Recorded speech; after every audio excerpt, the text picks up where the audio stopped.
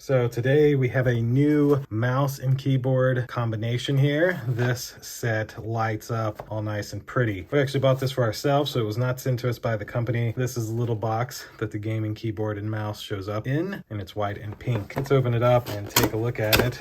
Oh yeah, look at that. Little instruction guide here, and actually you can use some of these function keys to change the color. So you can change the color of this by just pressing the keys. So inside of here we have wired mouse. It has a nice braided cable, plugs in with USB, and then it's laser Model G6. We've got a forward and back button on the side, DPI, clicking scrolling wheel, and then of course your left and right. That's pretty cool. Then we've also got the actual keyboard. So look at that. That's nice. It's all clear, so you can like see through it almost. You can see all the keys. The back, Model K1. This cable's not braided, weirdly enough, but a pink cable to plug in. And then yes, this is a mechanical keyboard, so it's very clicky, which is what a lot of people like. They like the clicks. And so that'll do it for this pink and white mechanical gaming keyboard and mouse set. Thank you all for watching. We'll see you in the next video. Deuces.